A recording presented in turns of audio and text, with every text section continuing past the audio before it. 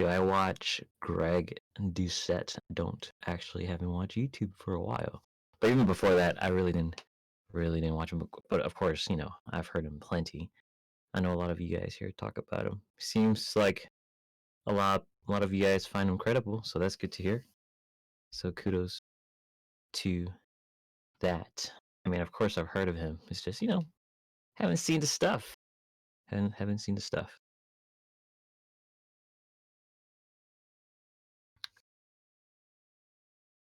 Give me 1 second, guys.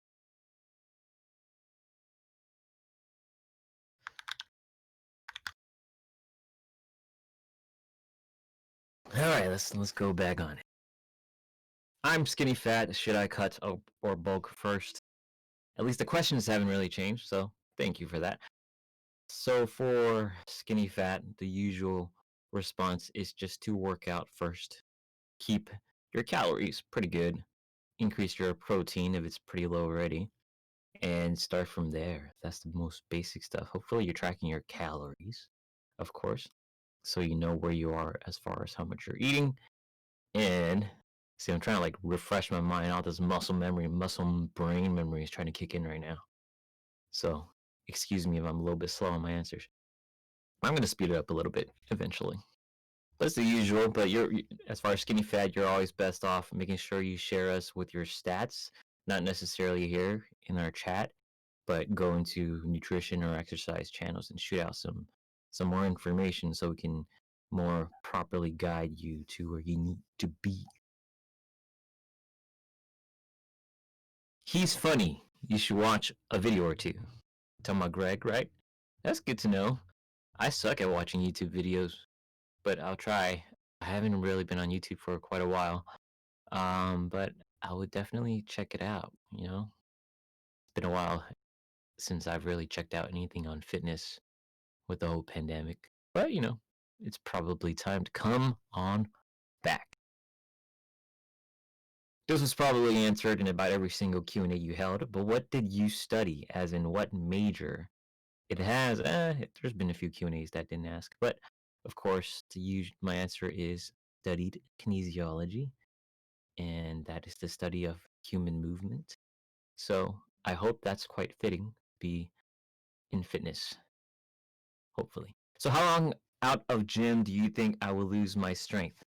I'm not sure how long you've been gone, but usually based on the research beforehand, it could be as early as 2 weeks to as long as 4 to 6 weeks where you start seeing some sort of decrease. But again, if you've been training like as a beginner, you'll be fine. If you've even been training for a while, yes, you'll lose strength and gains a little bit quicker, but it also means you'll come back a lot faster. So I wouldn't worry about it too much. Unless you've been gone for like 2 years, then like, okay, it's going to take a little bit while to get back to where you were. Greg recommends main gaining. Me and my friends have tried that, and it has given us great results. So I couldn't even pronounce it, so you probably know that I don't even know what it is.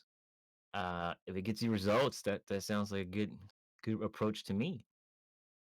If you guys want to just like help me learn a little bit more about main gaining, go and feel free to do so. And let me know. How long does it take to gain 5 to 6 kilos? Forgot my math. But let's just say if a good gain is about 0.5 to 1 kilo per week, you can do the math. I'll say give it a good 2 months if you want to gain slowly and make sure you don't overdo it. If I didn't target a specific muscle for too long, how long will it take to catch up? In my example, lower pecs didn't train those for some reason. Now my chest feels meh as hell. Well, start training it. Just treat it like anything else that you might not have trained before. But even if you train your pecs in general, you'll have at least some sort of training done for even portion of your pecs, no matter what. Of course, if you want to be a little bit more targeted, then go ahead and do that. As far as your question, how long will it take to catch up? I can't really put a timetable on it because I really don't know what your training or what your program is. But I would say, just start training it now.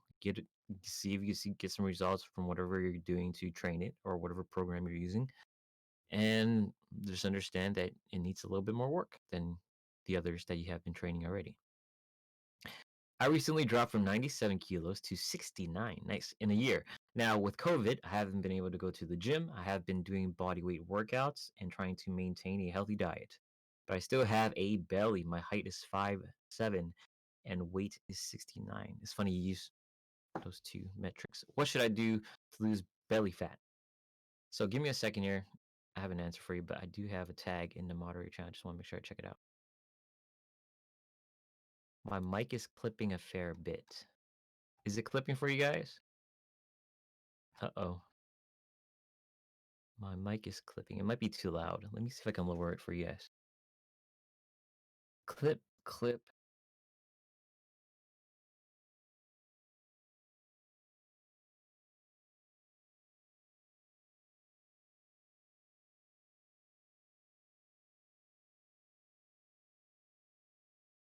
Clipping.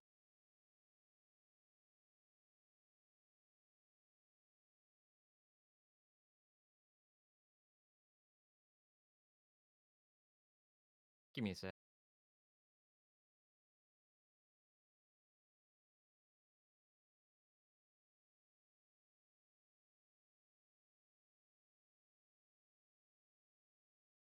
How does it sound now? Sounds okay? Sounds better?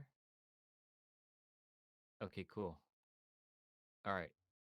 For any questions that I already kind of answered and you didn't really hear me, you can ask it again and I'll try to catch you guys again. Sorry about that. All right, so back to RKROHK's question. Lost good amount of weight, 69, nice. Maintain a healthy diet, still have a belly. So in this case, you're gonna have to lose a little bit more weight, but make sure your resistance training is pretty solid. In case you're wondering if you have any muscle under there, just make sure you do some sort of ab training so that when you start losing weight and also mean you're losing fat, then hopefully you get a little bit of presence when you start trimming. Let's see, you're 69 now, which is pretty solid. Well, you're 5'7". I guess you can cut down a little bit longer. So like when you hit like 62 kilos, if you decide to go that low, I think nah, 62 is pretty low. Maybe like 60. Just if anything, I'll try to stay where you are and just try to build muscle. Uh, yeah, I think that's better off for you. Try to stay wherever you are now, and then just try to control your protein intake. Stay pretty much you're looking for a recomp, if not just a very slight deficit, and see if you can maintain your weight. You don't really want to go too much lower, in my opinion. And then hopefully you build some good muscle in your abs, and there you go. There you go. How to reduce calories from fats. What? If you want to reduce calories from fat, pretty much eat less fat, I guess. I'm not sure what your question is. You can elaborate a little bit further if you can, and I'll try to answer it. So I'm not a doctor? Not what? No, I'm not a doctor. Were you hoping I was a doctor? I'm sorry. I'm sorry. Do you think pre-workout is unhealthy? No, unless you're like totally breaking the serving sizes that it's recommending. So like if there is a caffeine pre-workout that has about 200 grams per serving and you're taking like 3 servings per workout, then yeah, I'll say that's a little bit too much. But overall, as far as you're understanding what's in your pre-workout, which is really important, don't just take it because someone tells you to take it, because you don't know exactly how you would respond to it. So you understand how much, or especially caffeine, you understand how much caffeine is in it, and you know your tolerance level to it. You want to make sure you don't go too crazy with it. So if you're a habitual caffeine drinker or caffeine user in the first place, then like hitting 300 grams for you might not feel like much. So you might actually be better off kind of cycling off of it for a little while and then see if you can get the benefits of it again with lower dosages. Because you don't want to go past 400 or 500. That's too much, I would say. What are some holiday eating tips to balance mental wellness and enjoying the holidays while not gaining everything back? Dirty bulking too hard. So this is always going to be tricky because it's the holidays and you just want to enjoy yourself. Which first and foremost, I would say you try to do that first and understand like, okay, if I'm going to enjoy myself during this time, what am I going to do before that and after that, so I could kind of manage it without actually like ruining your enjoyment of your holiday, right? So if you know like, hey, I'm gonna have a good time, I'm just gonna enjoy myself. But before that, like the 2 weeks before that, I'm just gonna make sure I maintain myself a little bit better, like cut down like 100 calories extra per day and see where I can. If you're trying to lose fat, of course, or the other way around. So that way you can kind of anticipate that type of damage you can say that you might be incurring during your holidays. Because I think that's a way better approach than they say, like, you go into your holiday eating, and then your grandma's like, "What the heck you're doing? You're not eating your food." She'll be pissed at you, and then you won't be happy, and you can't enjoy the foods that you want. That kinda sucks, right? So you wanna prepare before and or after. I think that's always best. My mic is clipping, so that was back at 12:35, so hopefully it's fixed now. I think it's fixed, but make sure tag me and let me know if you guys are having clipping issues, but it seems like it's better. Alright, let me go back up. Main gaining is eating at maintenance calories and slowly adding muscle over time. You maintain the same body fat percentage year round and you add muscle onto your frame by going harder than last time. So it's kind of like a gaining recomp or a slow lean bulk, pretty much, but with maintenance calories, which is, very similar to recomp. Sounds if it's working for people, cool. So this is one thing I don't know Greg's info exactly, but this is one thing that I'll be a little bit cautious of, especially if you're a beginner watching someone tell you, "Hey, you should just eat maintenance calories and add muscle." Is that yes, it can and will work if you're a complete beginner, right? You're gonna have that like 6 months of just gain after gains after gains because you're presenting this new stimulus that you've never gotten before. Then of course your body's going to be able to well adapt to it and have a lot of potential to adapt to it because you have so much more room to grow. So when you hit this point where it's a little bit more difficult, then you want to think, okay, if this type of maintenance calories is going to keep working for you, or you might have to actually do more of a lean bulk or even a bulk in general to kind of further your gains. So yeah, I guess the main gaining slash kind of sounds like recomp can work. Just keep that in mind as you progress over time. Is it possible to build muscle on a deficit? If so, is it minimal compared to being on a surplus? It is, I guess you could say minimal. It's gonna be less, even if you're a beginner. But it's possible. So especially if you're closer to the beginner stages, intermediate stages, even, and in some cases advanced, if you're really smart about the amount of deficit you have mainly is like it's not going to be much at all.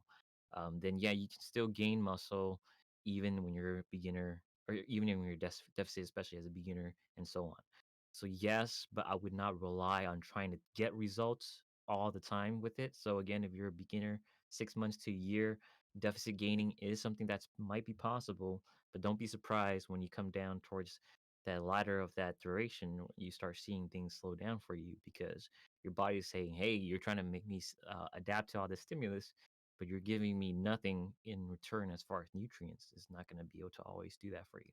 What is your opinion on 5x5 programs? I like 5x5, but I understand that there's this shift towards more undulated and switch of like rep sets and also intensity that seems pretty cool. Like undulated, daily undulated periodization is pretty popular now. So what I can say as far as what I've learned back then, again, I'm kind of like a few months behind the research. I don't know if anything else new popped up.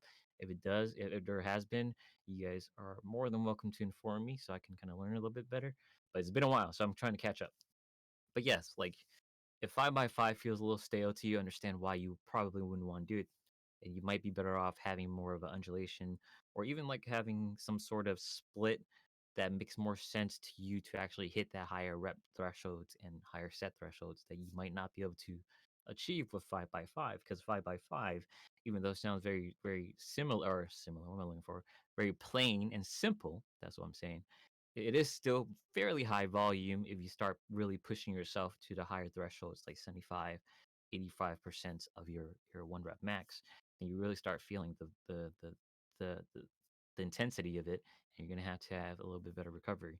So just like anything else, if you are following a program, make sure you follow someone's program that you can trust or knows they know what they're talking about, and make sure you double check everything when it comes to recovery and that it works for you. So, and also, of course, your stage. If you're a beginner, intermediate, and more advanced, you're going to have different levels of recovery. You're definitely going to have different types of intensities cater to different types of cycles. And you have to pay attention to that.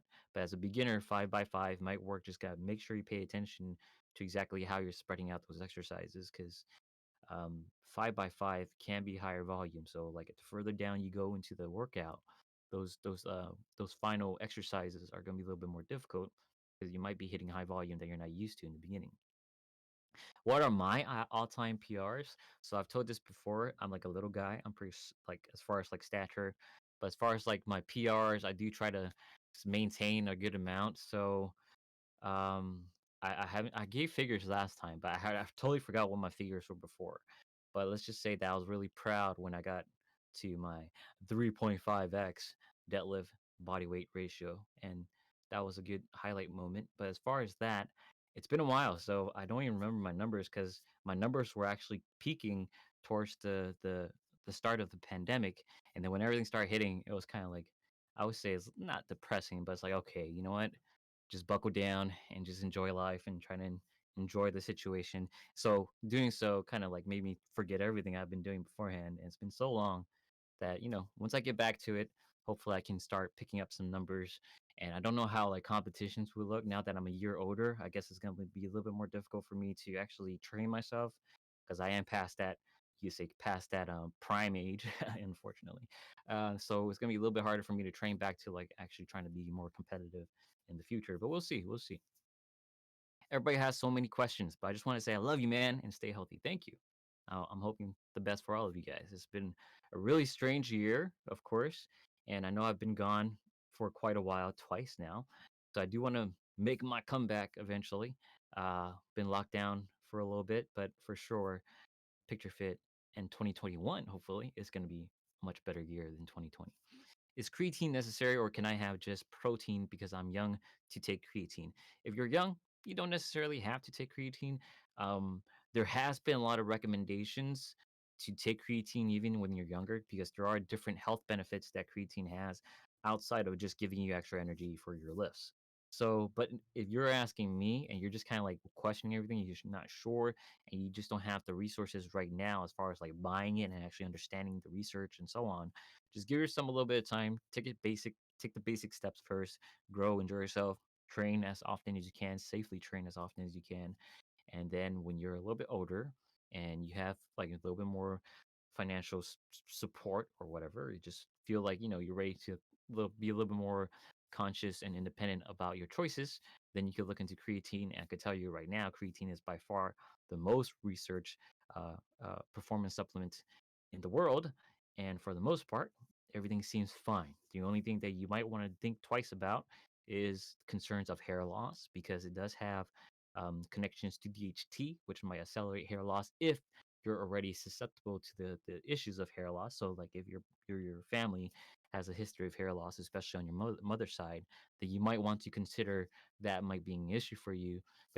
But again, it's not that's going to cause you to hair loss. It's already going to accelerate your susceptibility to hair loss.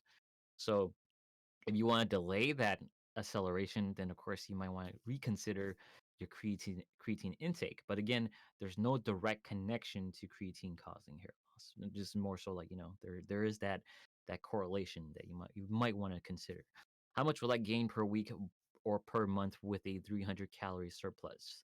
If it's if it's just based on simple math and you are always on a calorie surplus, 300 calorie surplus daily, which is impossible to get correct every day, but that's fine. Let's just assume that you are.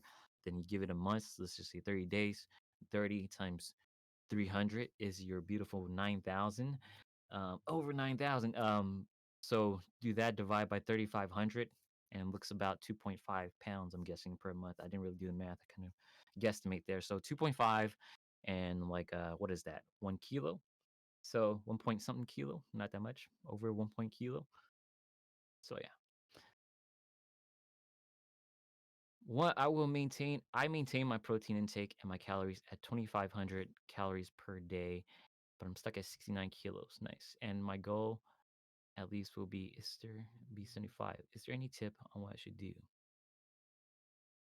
If you're stuck, you might want to increase your intake. Give me a second. Okay, sorry, because I'm kind of like looking at my mod chat at the same time in case like they caught on to something that I might not be aware of. Okay, so let's go back to your question. 2,500 calories per day. You're stuck at 69, and your goal is 75. So the only thing you can say is to find ways to eat a little bit more. If you're saying you're happy with your protein intake, so saying you're 69 kilos and you're taking about 2 grams of protein per kilogram of body weight, so that's about 140. grams. If you're there already, then okay, just stay there. And then you might want to look for ways to increase your calories through your carbs and fats.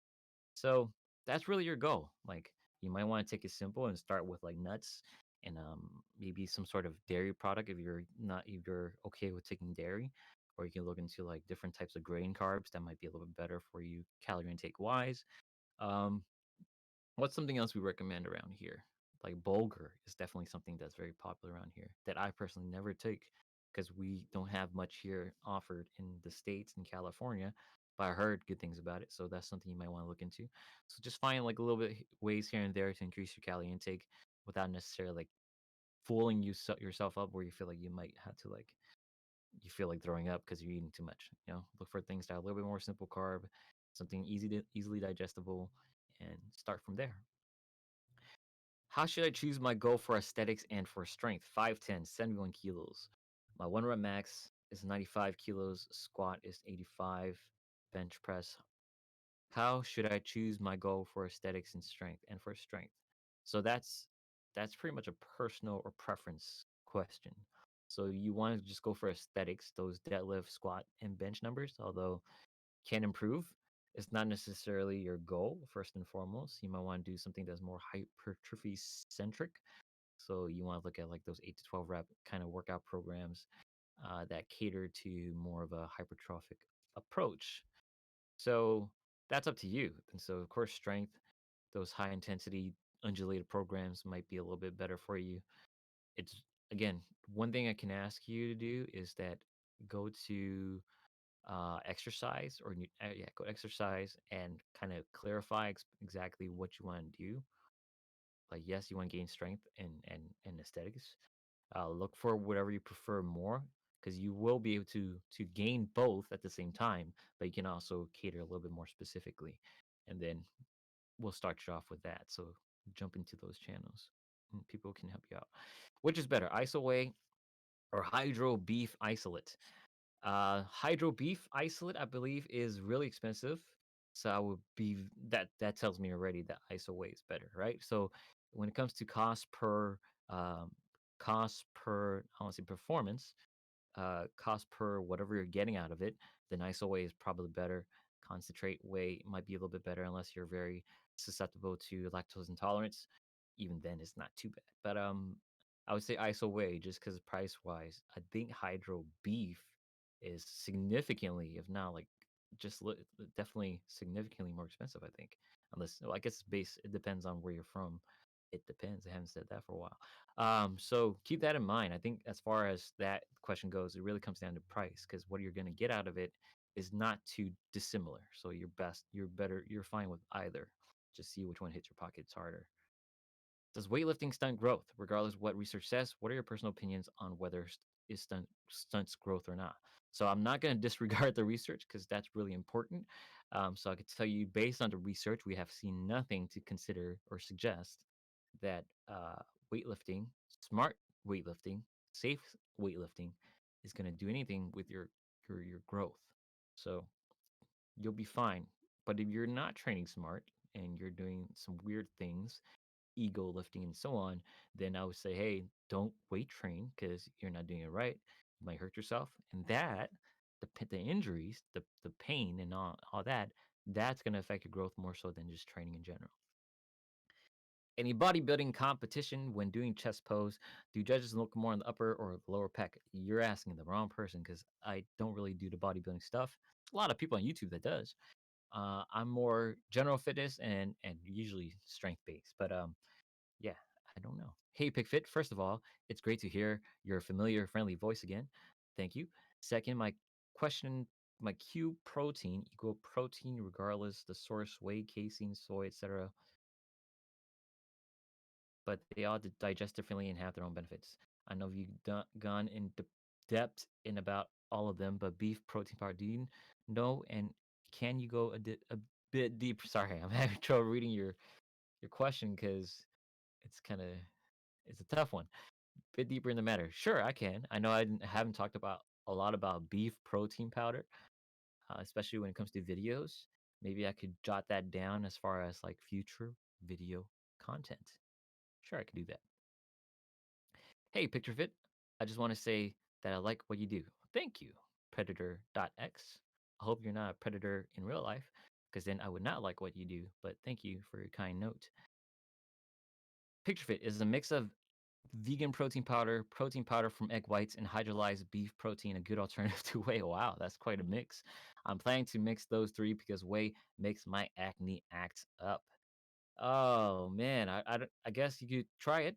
There's a lot of vegan protein powders out there that can be completely fine. There's what is it? The hemp and oh, it's been a while. Is it hemp and rice? No, it's rice and I'm missing something. Rice and pea protein is a complete protein. So you might want to consider if you want to just do straight up uh, uh, plant protein, then rice and pea protein might be a good alternative for you. So check that out. You don't necessarily have to have all that mixture that you're having now. You might be just better off taking plant-based proteins. Main gaining eco recomp. Thank you for the acknowledgement and support on that entropy, Mr. Annie. I'm sorry, what? Oh man. No, just saying thank you. But it's Oh, good to hear okay. from you too. Yeah.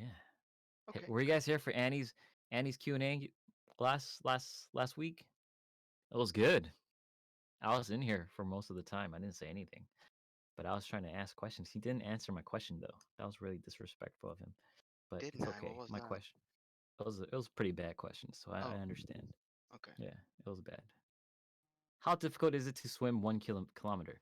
And how can I train grip finger strength with the access to a gym? So I don't really know about the 1 kilo, but of course, swimming in general is going to be a lot more taxing than just jogging. So I can tell you 1 kilometer is a pretty far distance. So it's gonna be tough. And how can I train grip finger strength with access to a gym? So if you have access to a gym, great. You can train just doing like rack pulls. You can train doing some hangs off the pull-up bar. You can train by doing carries. There's a lot of ways if you have access to a gym.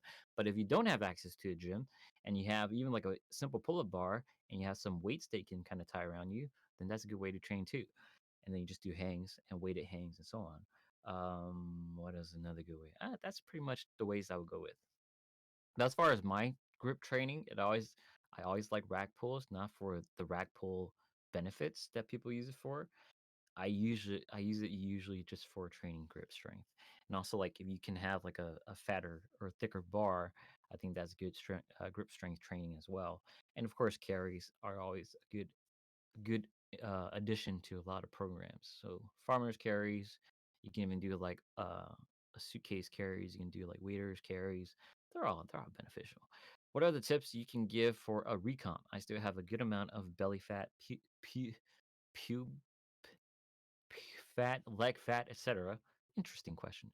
My best tip for recomp is to make sure you count your calories and protein, of course. So first and foremost, get your protein. Your protein never changes. Again, this is something I just want to like reiterate. It's been a while since I've said it to anyone, but make sure you stay on top of your protein intake, whether you're gaining, you're recomping, your deficit.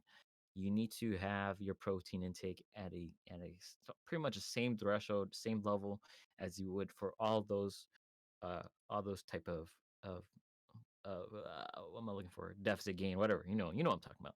So whatever your goal is, keep your protein high. If not, higher if you're having a good amount of deficit, right? So you want to make sure you provide your body with enough protein, especially if you're not providing your body enough nutrients in general. So back to recomp, I'll keep that around 2 to 2.3 grams per kilogram of body weights. So my muscle memory kind of kicked in there. So keep that around there. That would be tip number one. Tip number two is make sure whatever you're training is kind of catered to more of a gaining training rather than some sort of maintenance training, because you do want to see if you can push yourself a little bit further while you're on recomp. So, and what's number three? Number three is make sure you keep track of everything as far as your total calorie intake. Will I naturally lose belly fat, body fat percentage if I eat at a slight surplus with high protein? Naturally, I would not see. So, whenever you say surplus, you have to assume that you're taking into account everything you do that will put you in a surplus. So, just because you eat high protein, that also means that you're going to burn more calories. So, your surplus will be above whatever you might have considered a surplus without the high protein. So let's just say if you're eating 2,500 calories for your surplus and you're eating right now like only 100 grams of protein, right? So in that case, if you keep it at 2,500 and 100 grams of protein and you're not gaining weight, let's just say that's your maintenance. But then you again eat 2,500 calories, but then you kind of swap out some of those carbs for more protein, then you're actually going to burn more than 2,500 calories on paper. So in that case, you will be able to lose, I guess you say lose belly fat because you're no longer in a surplus or a maintenance. You're now in a deficit because that increase of protein intake pushed you past whatever your previous maintenance was while you maintain the same amount of calorie intake. But again, these are just very like on paper numbers. I would never rely solely on whatever you're writing down on paper and thinking that's going to apply for you because things can change. Like if you're eating and you're not actually doing any type of exercise, your calorie expenditure is going to slowly go down because your body's going to start, getting a little bit lazy and not necessarily have to have the need for that extra energy because you're not using it. So in that case, you will be putting yourself in a surplus if you don't change your numbers. So keep that in mind. I'm 177 centimeters, 65 kilos, 20 years, new into lifting, train heavy 3 days a week.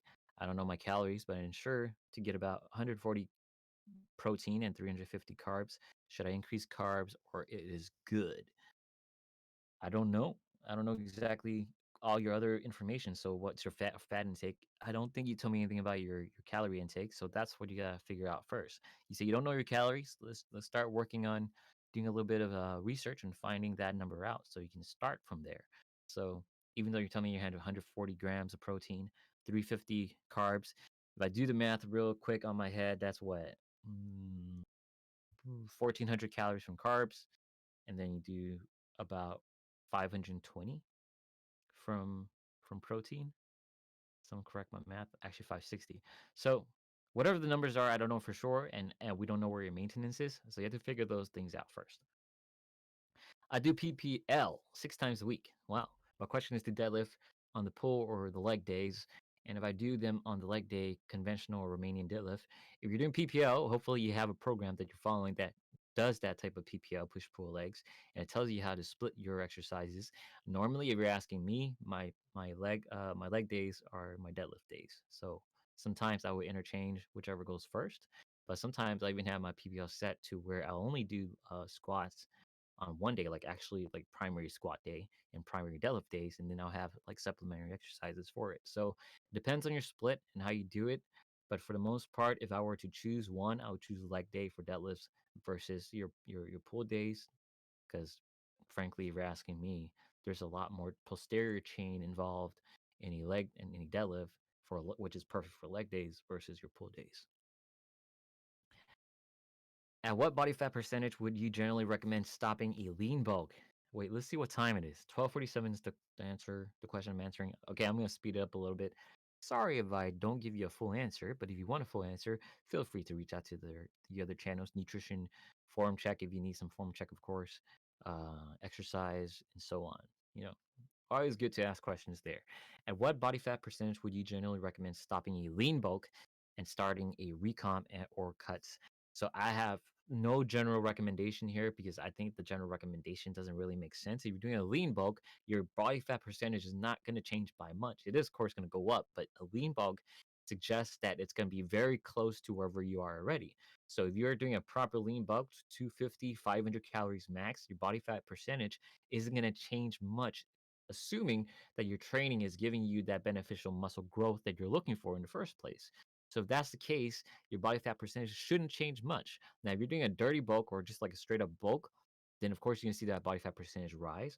And if it's gonna pass like 20%, then I was like, okay, let's look at what I want to do. Am I liking where my aesthetic is at 20% body fat? If you don't, then of course recomp or cut even is your better option. So pay attention to how you prefer your look, your aesthetic, and then pay attention to your body fat percentage, and then you make that move based on what you want. So it's easy to say, oh, let's just do it at 20% for sure, start cutting. But some people prefer that look at 20%, or some people that actually don't look that bad at 20%, or your measurements are wrong. So pay attention to those. Hi, chef. There are so many programs for beginners. Now I'm dazzled with picking one. If you were to pick one well-rounded training program for a general and trained new beginner, which one would you pick? You can ask me more questions to narrow it down if you like. Yeah, I don't like recommending just some like general do this 5 by 5, starting strength or GZ, CLP, and all that stuff. It really depends on like if I were to just like tell you and you're a complete beginner and you don't really have like a track as far as how you want to progress, like you just want to make sure you do something and you want to see some sort of results.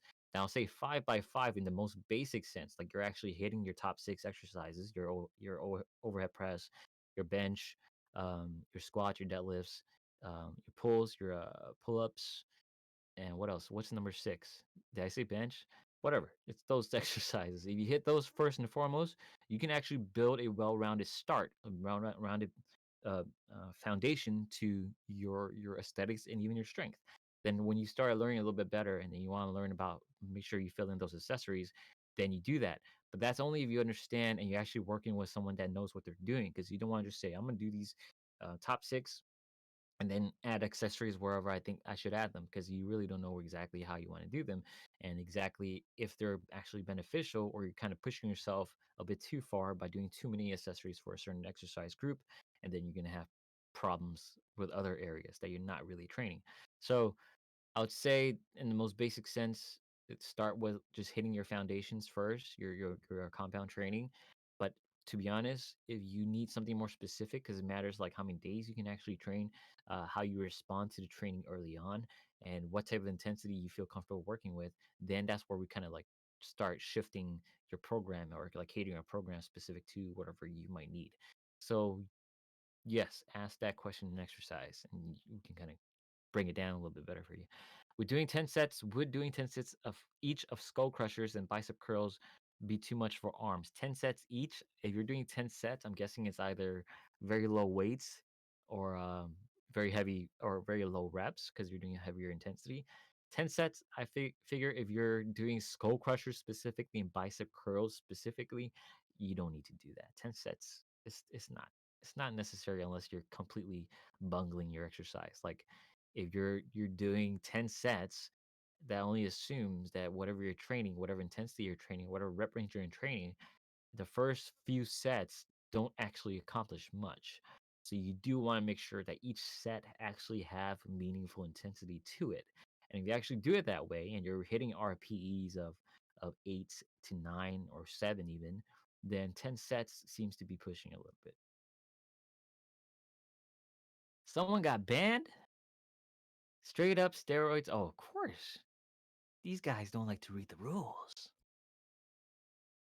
Scott don't like rule breakers. I mean, I don't either, but Scott has an affinity to ban rule breakers immediately because they deserve it. I agree. He pulls the trigger really quickly. Sometimes he bans people before I can ban them, which is cool. Is it a good idea to push pull leg with a compound each workout? I mean, usually PPLs do have compounds each workout. So I would say yes. Like doing squat each leg and bench. Again, if you're completely new to PPL, follow something that already has PPL or is PPL. Would the programs on this server be effective for someone who is new to barbell training? Yeah, definitely. Definitely. Is a regular bro split a good idea for muscle gains? It's better than nothing. You say that. So bro splits like arms and all that stuff. I don't really care for it. I feel like sometimes it can be a little bit low on volume because you're doing like very specific training. Um, So in that case, I would say I prefer other splits more. Hey, what is your opinion on Greg Knuckles' average to savage program? I've heard of it. I haven't really looked into it, but if it's Greg Knuckles, of all people that you want to trust, knowing what they're talking about, Greg Knuckles is about as high as you can get. Maybe like some other names like Mike Israel might be a little bit more. But really, Greg's like he's pretty much top tier, man. And and do you have any suggestion for someone who consistently has problems with eliminating RIR? Wow, I haven't seen that in a while. So the average to savage program often cuts you off to at 4 or 5, so it's very hard to estimate when to stop. Um, I guess if you're doing RIR 4 or 5, that's pretty high in my opinion. But hey, Greg knows what he's talking about. So I'm not sure how he splits and how he breaks down his program, his average to savage. I heard of it. I swear I read it. It's been for so long now that I really can't recall it right now. But if even like a 5 RIR, I'm guessing that it's pretty high rep to begin with. So I kind of understand why, but I again I don't know. I don't remember the program exactly. So, but what I can tell you is, trust when Greg is telling you something. Yes, he has some good reason to it. I'm 6'1", stuck on 68 kilograms. What should I do? You gonna have to eat, my friend. Pretty much it. Is muscle gain possible when I have gluten and casein intolerance? Of course, because not everything has gluten or casein in it. There are plant-based proteins, so that should be fine as far as gluten intake. But make sure you read the labels, whatever you're taking. Which YouTube channel or podcast would you recommend to beginners aside from your own? Um, of course, the usual. You say Jeff Nippert is pretty good. As far as beginners, I think he is kind of like treading the line between beginner and intermediate, with a little bit more leaning towards more intermediate and advanced. But he does have like a lot of good beginner content that can help you out. What else? Picturefit, of course, he's cool. Talks too much sometimes. As far as beginners, yeah, this is what I mean. As far as like, oh man, I haven't been keeping track, but I think those are good. And then strongerbyscience.com, which is Greg Knuckles and his colleagues, is a good place to start. What's another good place? One thing about like just websites rather than just YouTube content. I'm missing one. But there's also Omar Yusuf's podcast. I forgot what the name of it. I haven't listened to it for a while. Uh, but check out Omar Yusuf's podcast. His YouTube channel is cool too. But I think a lot of times it start his content kind of does tread a little bit more repetitive now, just because you can only say the same thing so many times, right? Because training is very basic with a lot of nuances that sometimes needs to be explained different ways, but for the most part the content is the same. So can't fault anyone there as far as like a content creator being a little bit more repetitive. Can you get six-pack abs just by doing sit-ups for a really long period of time? You need to first and foremost check your calories and cut and stay on a little bit of a deficit. But doing what do you say? Doing sit-ups is good, but I would suggest that you kind of add a little bit more variety to your core training. You do leg lifts, you can do dead hang lifts, you can do a little bit more lower ab training instead of just curls. You can also, if you do want to do a little bit more upper ab training, um, weighted ab curls are cool too. So cable pulls. Let's keep going. Again, I'm trying to like refresh my mind a little bit. So if things seem a little bit like not as clear as you want it to be when it comes to the answers I'm giving, feel free to tag me again and ask me again to clarify, because I know I'm like a little bit still rusty coming back, but this is gonna help because it only helps to be being able to remind myself by helping out you guys exactly what I know. Because if I like anything you learn, right? You let it sit dormant long enough, you're gonna forget a good amount of whatever you learned. So a good thing is to refresh yourself by kind of like you know one, saying it out loud so you can actually hear and process what you're saying and if it makes sense or not. And two is kind of like relook at the questions that needs to be asked to really retrain or relearn the things I've already known before. I'm following 6 days PPL and I'm enjoying it. I'm progressing in reps and weights. Cool. Did I have changed the program at some point? When should I change? When should I think about changing my program? Thanks in advance. So how long has it been? Did you say that? You did not, but let's assume that it's only been a few months. Then in that case, don't worry about it. Keep going at it. See your progression if it's going very linearly. So if you're like getting like good amount of gains every week, like every week you're hitting some sort of new gains that you haven't done before, then I'll say just stick with the program, right? Usually that's best meter, best gauging of when you should change a program. So let's just say that you eventually hit a point where you do plateau a few exercises and you're wondering, okay, if you're done with this program. That's not also not necessarily the case. It might just be that, okay, you've been doing it for so long that you might actually have that point where you just need either a little bit more recovery or you just need to tweak a few things about the program that might push your progression a little bit further. You wouldn't know that until you're there. I always recommend that, hey, if you hit this point in your program, I'll say dial it back a little bit, like do half of whatever intensity you do for like a week. So your body might be able to catch up in any recovery that it might be behind on, and then revisit your goals again 1 or 2 weeks after, and then see if you could progress from there. So that's what works well for me. If I know, like, okay, this whole week, like everything I'm doing is not progressing at all, and it's just like not just stalling. I'm starting to see some drops. Then that's where I say, okay, then a little bit of a deload, if that's what it is. I might want to try that a little bit, see if I'm having issues with my recovery because you don't necessarily know until you kind of dial back and then you feel the change in your strength and your gains and then come back into it. You could even taper off a little bit instead of going like straight to 50% because that's a lot for a lot of people and they feel like they're not achieving anything when they drop that low. So you could do a little bit more of a taper 90, 80, 70, 50, and so on. And then that way you can kind of really bring it back down and then you super compensate. That's what a lot of people like to say when it comes to um, what's the word overreaching. So you super compensate. So when you come back to those higher intensities, you're actually able to gain a lot more because your body is overcompensating to the change. So I do have a video on that if you want to check it out. Just search Picturefit. What is overreaching? And hopefully that can help you a little bit further than what I'm telling you now. So sorry, could you up your volume? You're really quiet. Am I? Okay. Let me up it a little bit more. If I'm clipping again, mods, do me a favor and message me. But up it just a little bit. Okay. Sorry, could you? Okay. Where am I? When question equal, what's going on here? Picture fit, run bot command 66. Oh man. Why you gotta tag me on that? That's cool. I get what you're I saying. I just gotta get in here because that is seriously clipping. So I would definitely try and lower your volume a bit. And I So was suggest it that clipping people that have before? no, it wasn't. It was good before. But I do suggest that people that think that you are not loud enough just either turn up their own volume or to start using earbuds or earphones. Gotcha. Thank you. How's it now? Way better. Okay, cool. I'll keep you here because this is where I was before. Cool.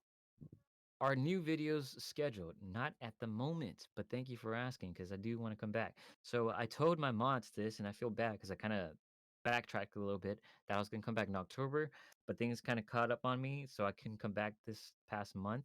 But please, anticipate something before the year ends. But for sure, 2021. Crossing my fingers, everything looks clean and ready to go. That I can provide a lot more content than I have this year. Because this year, you know, I wouldn't say it sucked for everybody, but for sure it's definitely different. So part of being different also affected my content. I would definitely try to change that when I come back a little bit more full time. Hey, picture chef, as I am doing competitive boxing again. Cool. Do a lot of cardio training. I'm benching, deadlifting, etc. Basically, in exercise, I tend to do bar only and a set of like 50 until 100 reps is normal for me. Will it hurt my performance wise in boxing if I start to train like 8 to 12? And if so, I shall limit. Okay, so usually I would tell you to train very specific to whatever sport you're in. But when it comes to just straight up gaining muscle and so on, yeah, you do want to have a little bit more like hypertrophic approach. So your 8 to 12 makes sense. But again, you have to pay attention to how you switching to this new type of rep training is going to affect your performance because it will affect your performance because you're not used to it. So you're doing 50 to 100 reps for a certain exercise. I'm assuming that your intensity is like 50%, if not lower. So you're going to switch to like a 75 to an 85%. That's going to bring about different stimulus. And doing so is going to affect your performance. You might even feel sore, a lot sorer than you're used to, which might affect your training.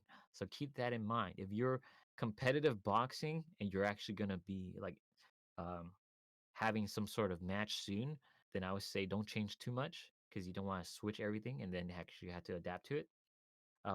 But if you have more like an off season, I'm not sure exactly what your schedule is, then you might be able to dabble around and change your schedule a little bit or change your workout a little bit, your program, and then build that muscle gains, and then when you're ready to again train more seasonally for your sport, then you can do that. You switch it back. But hopefully you have someone that can guide you as far as like your training, like a coach that can keep you into the right program or keep you into the right type of intensity that you need to be before, after, and mid season of your fights and so on. What do I think about Athlean X? He's definitely no V shreds, that's for sure. So that's all I can say about it. How effective is controlled caffeine with weight loss? Caffeine has been my daily common denominator, along with just cutting out snacks, replacing it with water for about the past 2.5 months. So far, 25 pounds down. Wow, 2.5 and you lost 25 pounds? That's crazy. Amazing. Congrats. Unless you meant it was longer. However, still good, still great, still congrats. How effective is controlled caffeine with weight loss? I'm not sure if it's something you want to overly concentrate on as far as like helping or even hurting your weight loss. If it affects your mood, if you're changing your caffeine intake, if it affects your mood, which then affects other things you do, like your total calorie intake, that's something you have to consider. But as far as like caffeine having any sort of significant impact, the caffeine alone, there's really nothing's gonna do much differently than, this is not gonna be that impactful. So you're enjoying your caffeine right now. It's not impacting you in any way as far as like moods, um, energy levels, and so on. Then it should be fine. can you cut? Can you cut if you have hypothyroidism? I would suggest you ask your doctor because hypothyroidism is like so different. There's so many degrees of intensity. I want to say that's not the right word, but like significance, you can say, when it comes to hypothyroidism. For some people, it accelerates their calorie intake or calorie expenditure so much that they really have to pay attention to how they eat. Or they say hypo is the other way.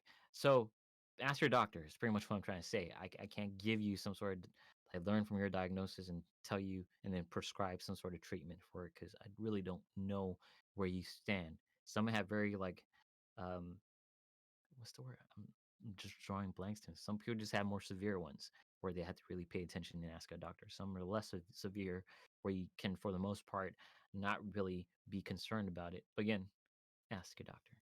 What kind of training split can support hypertrophy through dumbbells, but also increase calisthenics gymnastics skills? So if you're trying to stick with your calisthenics gymnastics skills, look at what you're doing there. So let's say for calisthenics, you're doing, let's just say if it's a pull up, then of course weighted pull ups make the most sense. So you want to treat everything else you're doing for calisthenics and gymnastics in kind of a similar fashion. So you can add a weight where it does not impact the movement that you're trying to do, then do so. But if you just want to train with dumbbells and like build certain muscle groups that you might be lagging on, based on your body weight training, like your shoulders, your back, not your back, your shoulders, your legs, and so on, then that's perfect for you. So you can dumbbell squats, you can do goblet squats, you can do side raises, you can do some dumbbell pulls, some dumbbell rows, anything that you feel like can like fill any gaps that you might need to do so based on your calisthenics training, your gymnastic training, and so on. So that's pretty much it. I'm a sprint swimmer. Should I work in a low rep range for explosiveness, of high rep range for muscular endurance? Picture chef. I usually sprint for 25 to 35 seconds, but I train for an hour each day in the pool. I totally missed your question. I just kind of read it and didn't really absorb it. Sorry about that. I work in a low rep range for explosiveness and high rep for muscle endurance. So if you're doing a sprinting, then you might actually be better off working on your athleticism and your power and explosiveness, pretty much. So I would say that's your goal, right? But of course, if you're kind of gassing out a lot faster than you want, then of course endurance. But it sounds like you kind of understand where you are as far as like what you need to train first and foremost. So pay attention to your conditioning. If you need to work on your conditioning, then you can start doing a little bit more of an endurance approach. But I can't say for sure. It's really very specific to your training because sprint swimming sounds tough. And it sounds like you do need that type of explosiveness. Hey man, thanks for the responses. I have one last question. I'm not very good at cooking. Is there anything you recommend for beginners to start cooking healthy meals? Start simple, of course. So if you're not good at cooking, learn how to cook an egg because that's where you want to start, something simple, and then learn how to cook a little bit more. Learn how to to cook your rice because that's super simple as well. So you have to just put your feet into the kitchen and start learning slowly, but learn the very basic stuff. So if you're cooking eggs, you just you just put it in a pan, learn how to crack the egg first and foremost, put some oil on your pan, and put the egg in there. Watch it turn white a little bit, flip it over, and watch it turn a little bit more white, and then take it out and eat it. So very basic stuff, right? So same for rice. You gotta learn how much water you need to put in there, or you put in like some sort of chicken stock into your rice, the amount you need to put in there, and then either you're cooking with a rice cooker or over the fire with a pot. You gotta learn your times. It's something you definitely Google and learn, just YouTubes and so on.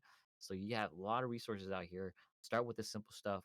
Cooking chicken is probably the simplest protein to work with. Just make sure you don't have really thick cuts because then it might be raw in the middle, and then that could present a lot of problems. But if you're learning in the beginning, you want to do the thin cuts, shredded cuts, whatever, and just learn how to just pan fry things first and foremost, and then start working from there. Add your veggies. Veggies you can't eat raw. Veggies you can also cook on the pan. So just steam it. You throw in your rice and so on. There's so many ways to kind of mess around with it that is fairly simple to do. So best for you is to just learn. You can trial and error. You can learn from YouTube. You can learn from the internet, and just get started. Just get started. Like anything else you learn, you just have to get started. Start doing some work. Severe clipping. Was this when it was being fixed? Yeah, I'm guessing PRC clipping now. But hopefully it's not clipping. Again, mods or whatever. Mods, Annie, jump in if it is clipping. I'm guessing it's not right now. When you're doing intense cardio, does the body prioritize burning fat for fuel or muscle as well? Intense cardio, first and foremost, you gotta understand how your body burns energy. First and foremost is the ATP PCR system. See, this is type of questions where kind of like refresh my memory, which is like very create. That's what where creatine kind of kicks in for you a little bit, because it refuels the phosphocreatine system, and then you start burning a little bit more of your glucose, and then you start burning fat afterwards. But your body does want to prioritize those energy systems first, so it doesn't even touch anything close to your muscle systems because we have luckily a lot of different energy systems our body can use. So unless you're doing very intense and long form cardio, you're probably not at risk of burning any type of energy or burning any type of muscle from your energy unless you're in a very significant deficit as well. So that means you're not providing your body enough energy in the first place. So you don't have a lot of energy to work with. So your body has to look for other areas to get energy. Thus, your muscle might be at risk. But again, assuming that you are not in that situation, you should be fine. Your body's not going to at all prioritize, especially in that case. Like the word prioritize means it chooses first what it's going to take and it's never going to try to choose muscle first because your body is smart, doesn't want to mess with your muscles unless it has to. What is one of the best ways to reintegrate exercise? To exercise, like what to do if you haven't been active for 2 months or so? Just like everyone else that might be taking a break now, the best way to get reacclimated is actually get your feet in the gym or wherever you're training and just start with whatever you already knew. Like if you knew that you have to do squats, you have to do deadlifts and so on, you just have to do it. Lower intensities, of course, because your body's not used to it, and reacclimate yourself with that muscle memory. Excuse me, I got a burp. Okay. So just like everyone else, get your feet wet, get reacclimated with all the training that you've done before. And then if you already have a program that you followed before and you feel like you're not too far off from what you were before, then you jump back onto that program and see where it can get you. Or you start a new program, like you want to try something different when you get back. That's another way to do it. But for the most part, it's just getting your feet back into the gym, get your feet back into training. You, especially if you already have been training for at least like a year or even like 6 months or so, you know what worked for you. You just got to go back into it, understand how to do it correctly, understand how to start with the proper intensities and start from there. Just make sure, pay attention to your recovery. Soreness is definitely going to be a factor that might be limiting in the beginning because, of course, when you go back to something you haven't done it for a long time, soreness might be a bigger issue for you, especially in the beginning. But again, like you've done before, your body's can get acclimated to it, your body's gonna get used to it, and that soreness is gonna be less of an issue as you continue your training. So you should be fine. But again, just get started. Restart it. Should I avoid cardio if I want to bulk? Not necessarily. Cardio conditioning is always a good thing. You don't necessarily have to avoid it unless your bulk is so low of a deficit or low of a surplus where cardio might actually drop that down. to a maintenance. Of course, yeah, pay attention to that. If you're having issues where you surplus, then adding more activity might not be that good of a choice, unless that activity is actually very important, which for some people cardio conditioning is. But if it isn't, and you want to make sure you don't burn too much, that's impacting your surplus, then you can hold off on it for a little bit. Quick question: how often are Q and A's done? This is crazy high value. Well, thank you. I'm glad it is high value. When's the last time I did a Q and A? I know Annie Entropy did a Q and A last week, so hopefully you can catch whenever he does it.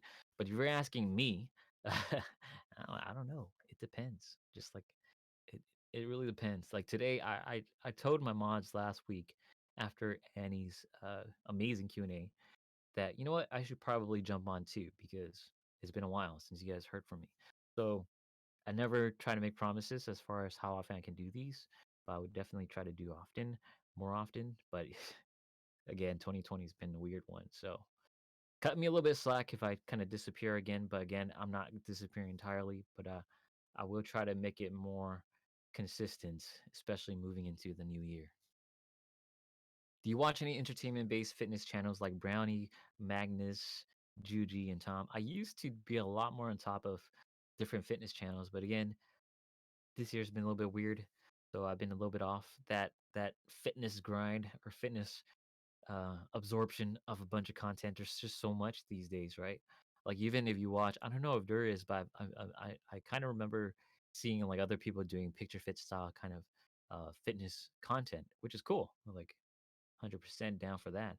But there's like anything, there's eventually a saturation where if you're like kind of like the old guard, I don't want to say I'm the old guard or anything, but when there's a saturation, it's a benefit to everyone because that means the people that have gotten away with being mediocre because there's no one that's really challenging them, they had to up their game a little bit. So like myself included, if there are more people in the fitness sphere, it puts a lot more pressure on me to make sure that I actually provide good content. So hopefully that's the case for everyone else. Picturefit, you're the best. Thank you. Do carbs eventually get stored as fat if you don't exercise for a while? Depends on everything you eat. So if you've been eating at a surplus and you stop working out, then yes, that's a definite yes. But if you're having a good amount of calorie expenditure, you're working out, your physical activity is good, your daily activities are good, and you're staying close to maintenance, carbs, fat, whatever it is not going to store if you're not providing your body.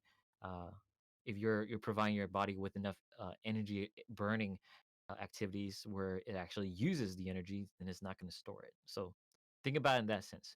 So I think a good example of this is fasted cardio. A lot of people have been telling some of everyone in the fitness world to do fasted cardio because they think if you eat carbs before that, or you don't eat carbs before that, you're gonna just target your fat, and then when you eat carbs after that, all of a sudden those carbs that you eat don't turn into fat for some reason. No, it doesn't work that way.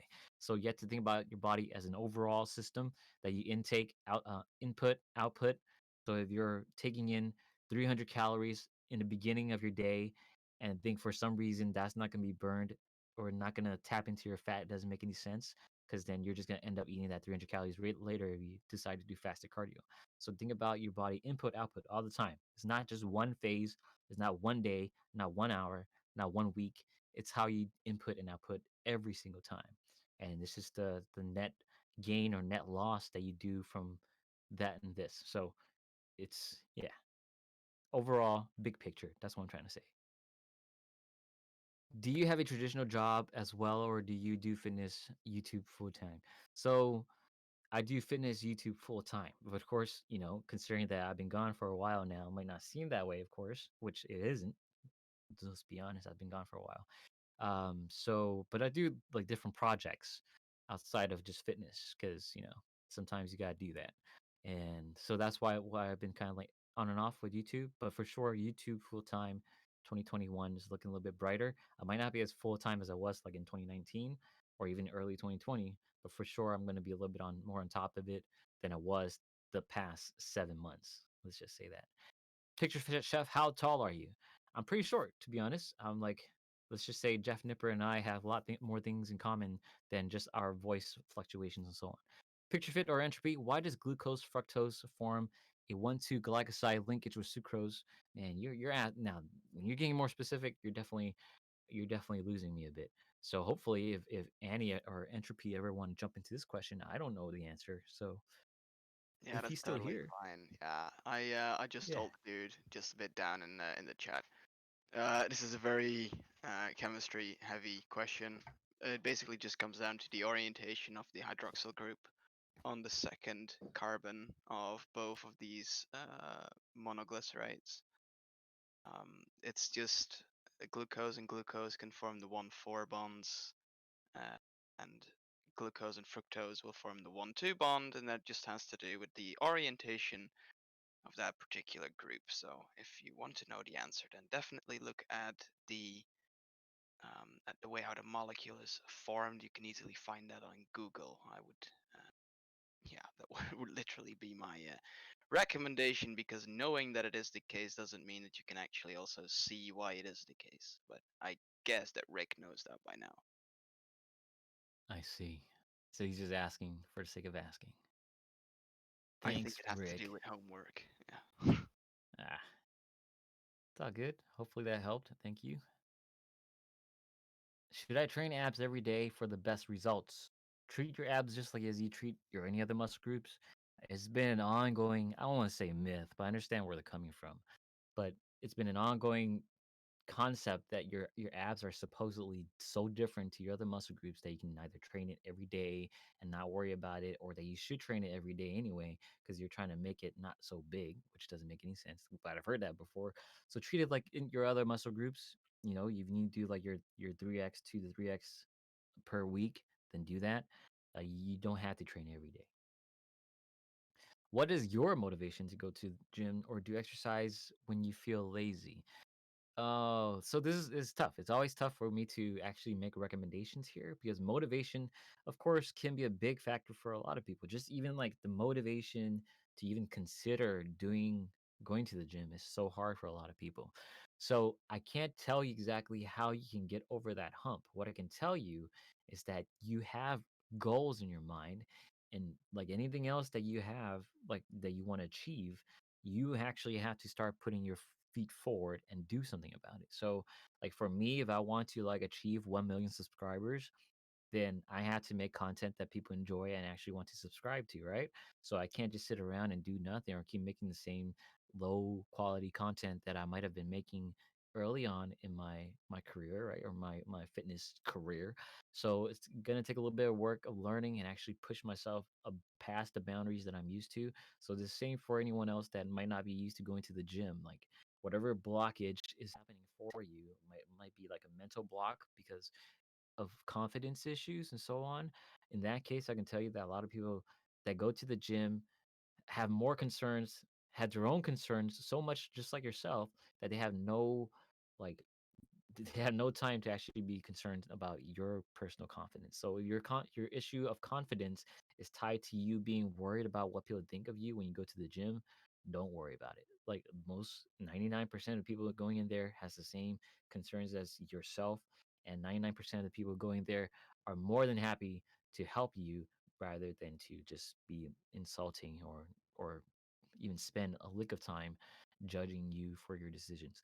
So if that's your motivation issue, then keep that in mind. But when it comes to, let's say, you do get past that motivation block that you might be having, to in order to actually get the results, it comes down to consistency. So again, tying back to anything else you do in life, your job, watching kids, caring for your family, and so on. Anything that don't necessarily feels like something you want to do all the time, but you do anyway because you have to. So in that case, you have to treat the gym and everything else that does with your health and fitness the same way. You might not feel like you have to go to the gym. You not feel like you have to eat a certain amount of calories and protein, but your body, and in the end of the day, especially towards as you get older, is gonna say, if you didn't do that, it's gonna say, "What the f were you doing?" Because you have really bad path trying to fix everything that might have been preventative had you gone to the gym and stayed on top of your exercise and your health. So in that case, you have to start building that idea that training, your nutrition, your health is a requirement just as much as your job, your family, and everything else you have to do. That means motivation is not key to your success. It's all about mentality and understanding priorities. So always, you've seen it in my videos before when it comes to like, hey, you need to prioritize your health and your fitness. It just is. That's just the case. I mean, yeah, we all have lapses where we don't do that. Like myself, for sure. The last 6 months, it's been tough to stay on top of health and fitness because of like other things that I feel like I had to prioritize, but not necessarily true. So you have to do the same thing. I love to be nerdy about nutrition, but I'm basically only very educated on a lot of basic nutrition stuff. Do you have recommendations on how I can dive deeper into the world of nutrition? So, just like anyone else that might be scratching the surface, keep scratching the surface. So, like if you're like barely learning the very basic stuff like carbs, fats, and so on, and learning the calorie intake of each of those macronutrients, learning the differences between your micronutrients, keep scratching because the more you scratch, the deeper you're gonna go. It's gonna be slow scratches, it's gonna be slow digs, but that's just how it works. So, as far as resources go, of course, I'm gonna always when it comes to nutrition, I always suggest, especially when supplementation, I suggest places like examine.com. It's a good place to really kind of dig around and see if you can learn about things, especially things that might pique your interest, like creatine, caffeine, and so on. And then start digging in those areas and start learning about the research that's what the findings are and so on. Especially if you're not privy to just looking at the research, which like a lot of us aren't. You might want to look at people that do know what they're looking at and learn from them. So examine.com. What's another popular one? I'm drawing a blank. I know SciFit is something I recommended before. Precision Nutrition from John Berardi. Nutritional Tactics, which is I lost his name. It's been so long, but I'm pretty sure. What was it? John Tromelin, I believe. So there's a lot of people out there that do know what they're talking about. You just gotta make sure you kind of learn from them and see what they're saying and digest it and absorb it. So like examine.com, nutritional tactics, precision nutrition. There's a lot of good people out there that really want to help you out and not necessarily just selling you a lot of bogus stuff. There's a decent amount of talk about protein timing and nutrient timing, generally for muscle building. But is there an equivalent importance of calorie timing, i.e., for example, energy supply for MPS? So just to tie back to your protein timing, yes, there is some modicum of evidence to suggest that protein timing is better than no timing at all. But it doesn't matter in the grand scheme of things if you're not eating enough protein in the first place. So, assuming that your protein intake overall is on top of the game, then protein timing might be a little bit beneficial. But again, it's not necessarily so great that you need to shift all your eating habits and your eating schedule. Just not that big of a difference to really push you unless it really is trying to push you just above that hump that you've been stuck on for so long. So it's not necessarily that important. So now when you bring it back into calorie timing, you have to think about the same things. So calorie timing is important in the sense that if you have very low energy, especially early in the day, let's just say for some reason your glycogen stores aren't that great, your overall energy is kind of low, then I would say, okay, you might want to do some sort of quick energy intake. So a lot of simple sugars that you want to do. So like that's where like for me, I would say a good thing to really try and help you out early on is just like some easy fluids. But in the grand scheme of things, again, what matters most is that your calorie is sufficient to whatever your goals are, right? So if you just think big picture, like protein intake is sufficient throughout the day, calorie intake is sufficient throughout the day, your training is sufficient throughout the day, and so on, then you should be, for the most part, more than 80% there as far as what you need to do to achieve your goals. So keep it very foundational, I want to say, in the beginning. And then when you start want to look into a little bit more specifics, always keep in mind that those specifics don't necessarily get the gains that you think it will, because again, there's a lot of margin of error and differences to the results that people are getting that do those things that don't necessarily will work for you. So that's just the gist of what I was trying to say. Okay, so I was skinny, 52 kilos. From 1 year, I was bulking, then training at home, then stopped for 2 months. And for 1 month, I've been training. So now I'm 58 kilos, almost 16 years old, 166 centimeters. Do you think that I need to gain more weight? I'm growing in muscles as well as fat. More muscles, get bigger. Train every day. Having tips. Thank you so much for helping me with your videos. I love you. Love you too. So, good thing is that you're 16 years old. Good thing that you're asking a lot of these questions. But again, just to tie it back to the concept of fundamentals, if you're gaining weight now, good. If you're getting enough protein now, good. So those are the questions you want to answer first. So whatever calorie intake you are doing now and you're gaining weight and that's what you want to do, good. But then are you eating enough protein? Then that's the next question. So if you're only doing what? You're 58 kilos now and you're eating only about like 80 100 grams of protein, I would suggest you increase that if you can. So that's question number two. And then question number three is your exercise. Whatever training you're doing is very important. And don't think I read anything about your training, but it does sound like you're getting bigger. So you're kind of happy with that. So hopefully your training is sufficient. So answer those three first. Those are your foundations. If you're hitting those pretty well, be very fortunate that you're 16 because you're at an age where not only are you growing because you're building muscle and you're eating calories, but also you're growing because your body is hormonally ripe for growth. How long should my ab workout be? I mean, hopefully you're not just doing a separate workout just for abs, but if you are, I mean, the length don't really matter as much as just making sure you're hitting the proper amount of sets. So I would say when it comes to set schemes, if you're doing it three times a week, then you want to hit about what is that? I want to say 8 to 12 sets per week at least, right? So if you're around that range, I think you're fine. The length, the duration doesn't really matter much. It's really hitting that amount of sets, amount of volume, and hopefully that helps out. And then you want to measure the time for it, by all means do so.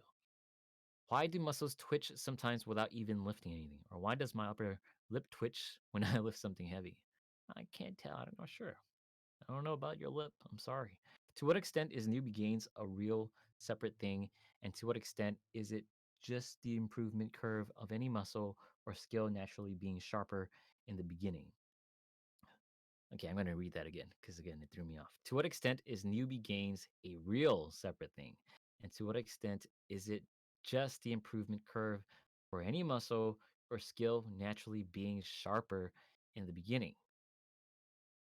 So I'm not sure what you mean by sharper, but what you're describing as far as improvement curves is pretty much what newbie gains are. So the concept that when it comes to potential for growth is higher in the beginning. So that's your newbie gains, if that's what you're asking. Would training lower body 3 times a week with different intensity be better for growth instead of twice a week with similar intensity? So if you're asking 3x versus 2x, 3x is always going to be a little bit better unless you have some sort of propensity for 2x, which some people do. So keep that in mind.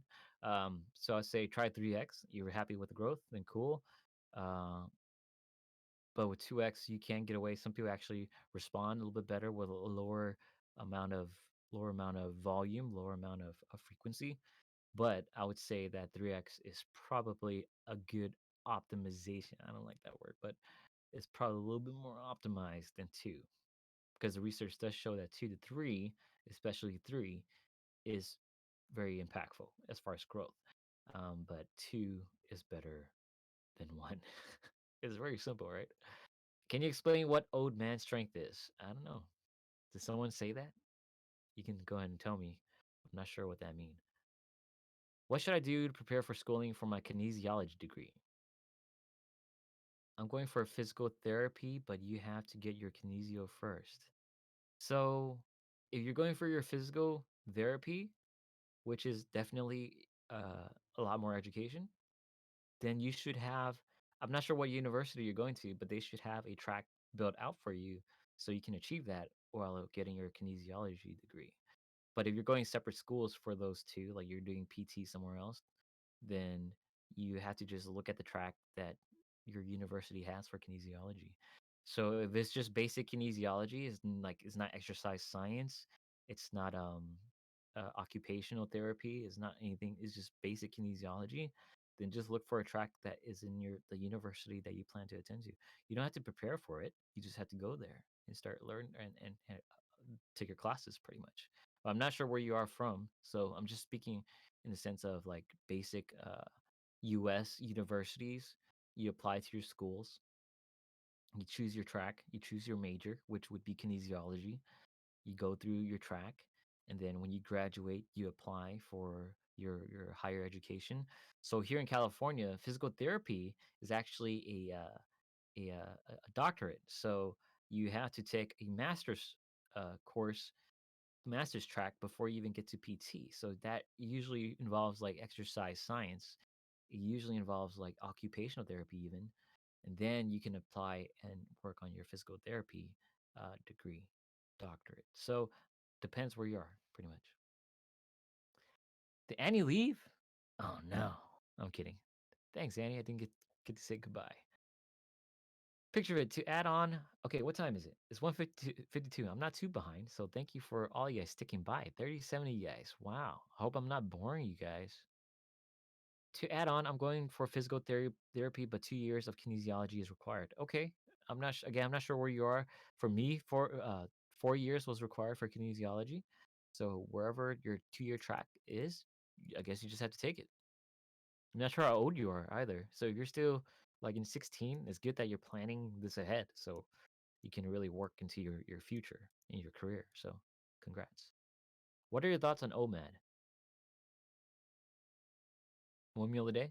So pretty much fasting, right? So I have nothing against OMAD or any type of fasting.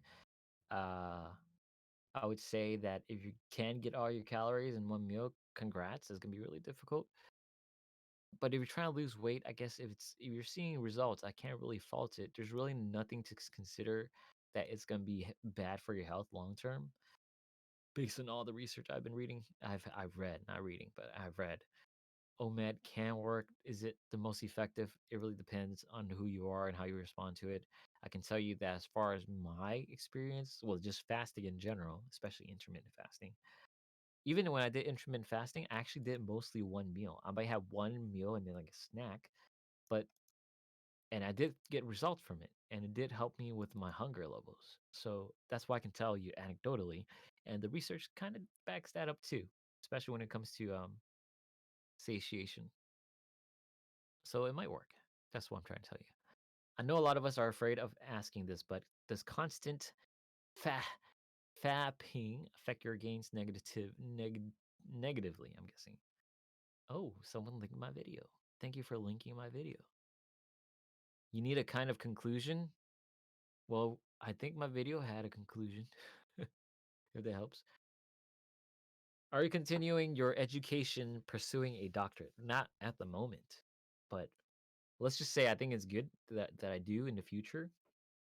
But let's also just say that at this very moment in my life, I guess you can say, there are other priorities when it comes to like securing my level of comfort with like, living situation and so on. That kind of prior is being well prioritized before that. If I figure all that, find a little bit more comfort to where I want to be, then I would not rule out higher education in my future. We'll have to see though. How to spot a bad personal trainer. Lots of motivating words, but not a lot of substance. Let's just say that. But and also, I don't know. Like, I want to say like overly confident is an issue because anyone that even has a modicum of like honesty and sincerity to their like to their knowledge would not have such great confidence where they'll just give you any BS answer they can come up with. So if you find a trainer that always thinks they're telling you the right answer, then I'll be a little bit concerned. Like I'm not saying I'm great or like awesome or anything, but if you notice in this Q&A, you've been listening, like my answers have a lot of open-ended figuring out for yourself because that's how it works, right? You can't have an answer for everything, and a lot of questions have multiple answers. So you have like a trainer that's telling you, like, let's just say, hey, hey, personal trainer, how should I eat? And they're saying, oh, dude, you need to have 1 meal a day, intermittent fasting. That's how you gotta do it. Everything else sucks. Then I'll be a little bit concerned, right? Because that's just too confident of their answer, and there's just no substance to it. So I'll be very wary about a personal trainer like that. So when I was personal training, when someone would ask me like, "Hey, how should I eat?" And I tell you, what I would ask or what I would do is I'll ask them like, "What do you prefer eating? What are you eating now? And what do you want to keep kind of the same? What do you think you can change?" Because you want to lead them a little bit better to their own answer, to their own preferences, and then they can shape their nutrition with some sort of foundation based on the personal trainer's approach. So for me, my foundation would be calorie and protein intake. Pay attention to those, but if you're eating this, this doesn't hurt your calorie intake. This actually helps your protein intake. Okay, we're gonna keep this and we're gonna adjust something else. But if you're having like a trainer say, no, fuck that. I didn't mean to cuss. Sorry. It just happens. If you have a trainer that just says, F all that, do this instead, then I'll be a little bit concerned. Will body recomposition occur during the improvement curve? Are you saying newbie gains? That's what you're saying, right? Body recomp occur during the improvement curve. It depends if you're staying in a body recomp. Body recomp is based on what you're doing, and then the results will mimic whatever you're doing. So if you're in a recomp situation and you're actually eating at a recomp and you're actually training for the recomp, then you can build muscle and you can improve. The newbie gains question.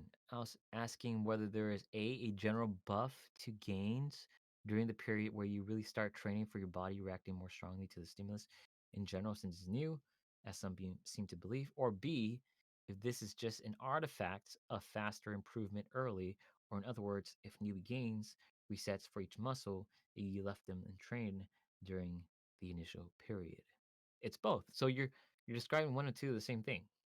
So again, look at in a sense of potential.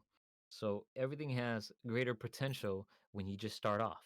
So the concept of like these being different, like oh, just general buff or a better response to the stimulus. It's not necessarily a better response. It's just it's responding at a greater rate because there's so much more growth to happen, right?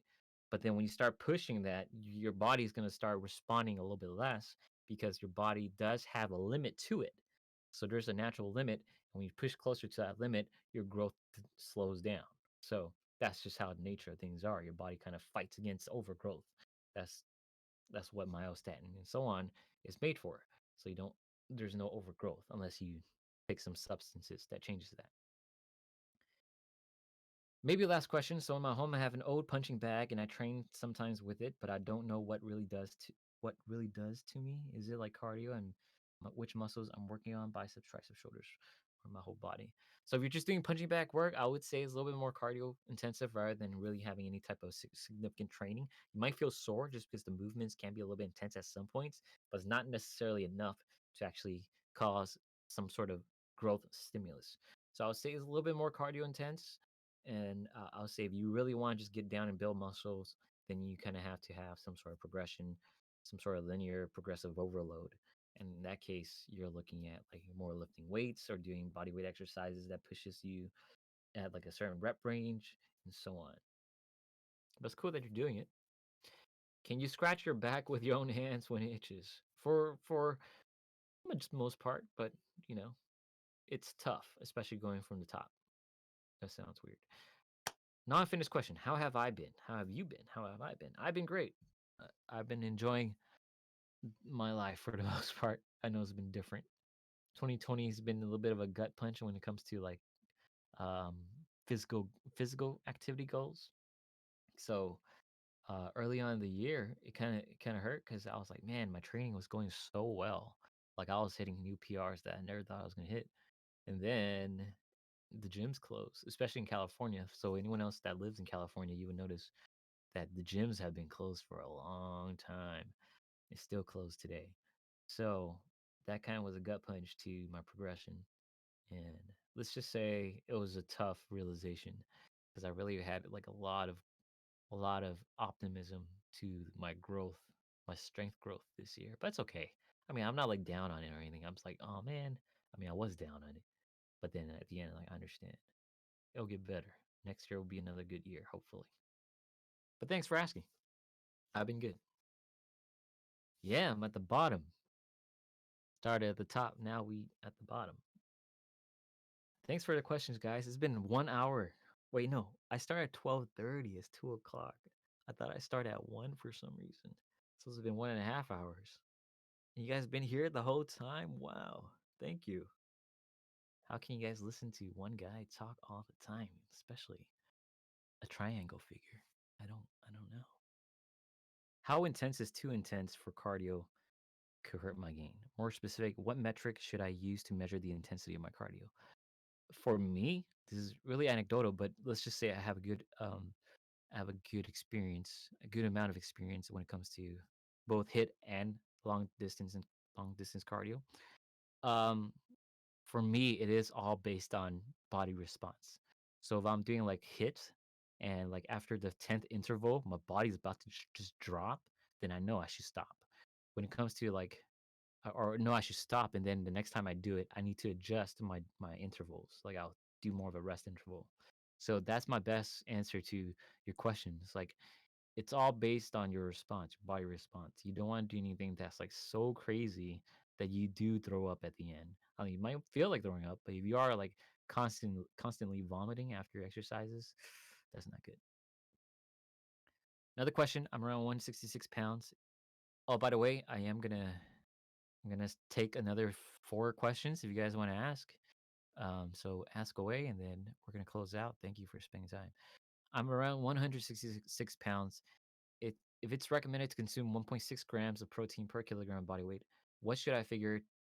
What should I do to figure out the total amount of protein that I have to take in? This sounds like a math question, but I think you kind of answer your own question, right? What should I do? You just gotta multiply. So if you're doing 1.6 grams of protein per kilogram, uh, then you have to take your 166 pounds divided by 2.2, and then take that number that you get after you divide by 2.2 and multiply it by 1.6. That's the amount you get. Phase reveal. I thought you guys saw my picture. My profile picture's everywhere. See all those emojis? Those are all just selfies. We don't care about the face. We want to know the bench PR. I gotta post some progress pics. Show you guys what's up. At least 20. At least 20. No questions? It's all cool. Thanks for stopping by, guys. Guess we should wrap up. It was nice. Scott, I'm not sure if you were recording, but I don't mind if you weren't, because I feel like a lot of times I was kind of gibbering on and on and on. So if you guys can understand my answers, is because I was kind of like, what am I saying? Thank you. I'm glad we recorded it. Or thank Scott for recording. Cool. Sounds good. Ready to share when you are. And thanks Annie. He's not here anymore, but he's always a pleasant addition to any Q&A. All right, guys. I'll catch you guys next time. Again, I can't make any recommendations. What am I saying? I can't make any guarantees of the next time we do this. But if you guys do enjoy it, um, let's try to do it again, because I like doing this, and I know like you guys always have a lot of good questions, and I'm more than happy to answer them when I have the time to do so for sure. I will catch you guys next time. If you guys have more questions, you guys know to go to exercise, nutrition, and so on. Until then, get your protein and have a good rest of the year. 2 more months to go. See you guys.